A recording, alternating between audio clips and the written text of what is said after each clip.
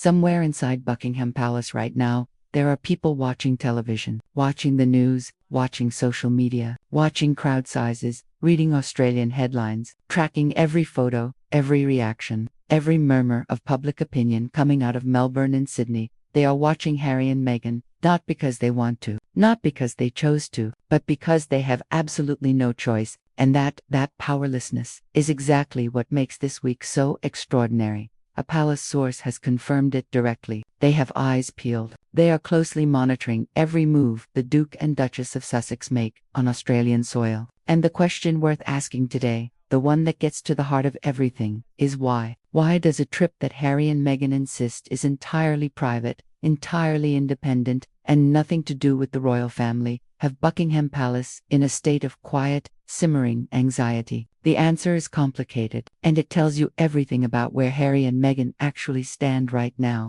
and where this whole story might be heading next. To understand the palace's concern, you have to understand what Australia means to the British monarchy. This is not a random country. Australia is one of the King's realms. King Charles is head of state there. It is part of the Commonwealth, the network of nations that the monarchy has worked for decades to maintain ties with, to visit, to charm, to keep within the fold. Official royal tours of Commonwealth countries are not just holidays, they are strategic, they are diplomatic. They are how the monarchy justifies its continued relevance in the modern world. And here is the uncomfortable fact that is sitting in the back of every courtier's mind this week. William and Kate were last in Australia in 2014, over a decade ago. The country had been penciled in for a future royal visit that simply never happened. International business times, life got in the way. Kate's cancer diagnosis, the demands of being senior working royals with 3 children. Whatever the reasons, Australia has been waiting, and now Harry and Meghan have walked in and filled that space, without permission, without coordination, without a single conversation with the palace. They just announced it in March, packed their bags, and got on a Qantas flight. Royal author Robert Jobson put it plainly. The palace would prefer Harry and Meghan weren't going, but there is not a lot they can do about it. They have no control. The Royal Observer no control. For an institution built on protocol, on hierarchy, on the careful management of who goes where and when and why, those 2 words must feel like fingernails on a chalkboard. Now here is where it gets even more layered, because the palace's concern is not just about territory, it is about what this trip looks like. Sources close to the royal household say senior members viewed the commercial nature of the events as further evidence that Harry and Meghan continued to trade on their royal connections, despite their departure from official roles. International Business Times. Think about that for a moment. The palace's specific objection is not that Harry and Meghan are visiting Australia, it is that they are visiting Australia as Duke and Duchess of Sussex, using titles that carry the full weight of royal history, while simultaneously charging thousands of dollars for access to them. Meghan is receiving a reported $355,000 to headline a wellness retreat. Harry is being paid to deliver a keynote speech on workplace mental health. Tickets to his event ran as high as $2,378. They filed 12 new Australian trademarks for the As Ever lifestyle brand ahead of this trip. The whole operation is, at its core, commercial. And yet, the thing that makes it commercially valuable, the reason anyone is paying those prices, the reason crowds gathered outside a Melbourne Children's Hospital to catch a glimpse, is the titles, the Duke, the Duchess, the crown-adjacent mystique that was granted to them by the very institution they walked away from.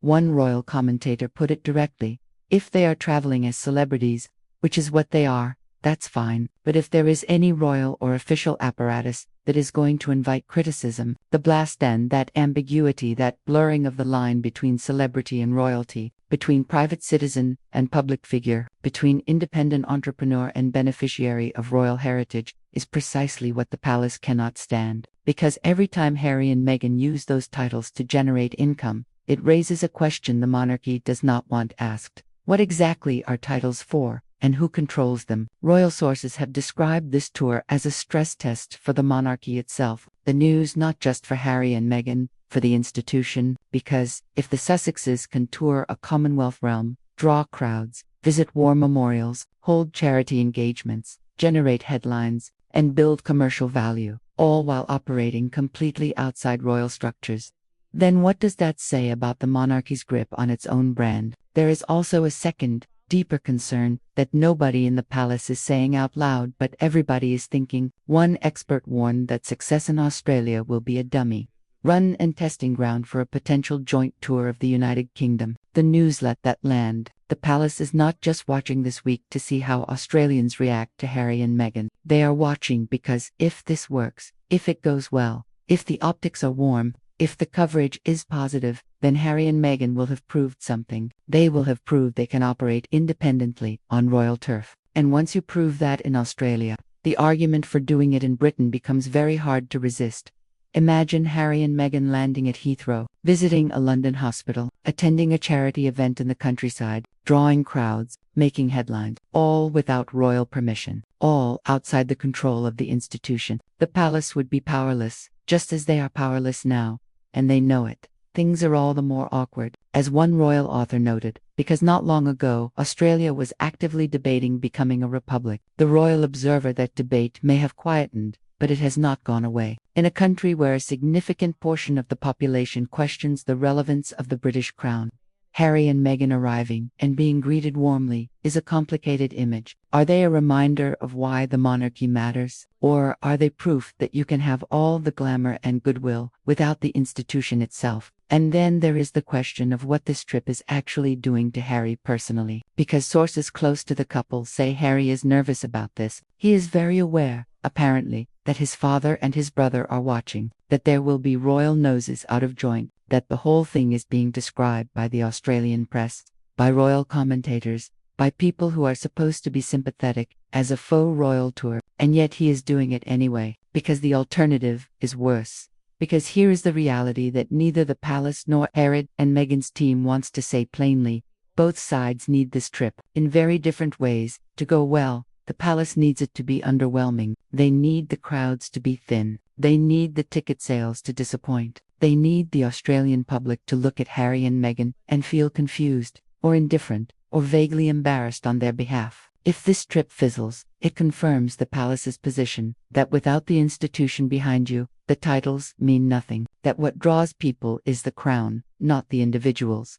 Harry and Meghan need the opposite. They need the warmth. They need the full rooms and the tearful hospital patients and the positive headlines. They need Australia to remind the world of who they were before the fallout. The couple who walked down the Sydney Opera House steps in 2018 and made an entire country fall a little bit in love with them, because that version of Harry and Meghan, joyful, engaged, genuinely beloved, is the foundation on which everything they are trying to build depends. The palace has remained publicly silent while privately expressing concern over potential damage to the monarchy's image in Commonwealth nations. International Business Times that silence is deliberate. To comment would be to acknowledge that the trip matters. To push back would be to draw more attention to it. So they watch, they wait, and they hope. But here is the thing about hope as a strategy. It is not a very good one, because Harry and Meghan's ability to generate attention, to fill rooms, to make people feel something, has never really been in doubt.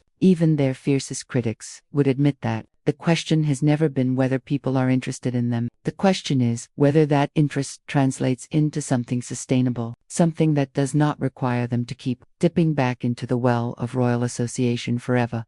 And that is the question Australia will begin to answer this week. Not completely for days in 3 cities is not a verdict, but it is data. It is a read. It is the palace, leaning forward in their chairs, eyes peeled, watching to see whether the gamble that Harry and Meghan made in 2020, the decision to walk away and build something new, is paying off, or whether the thing they walked away from is still the only thing making any of this work.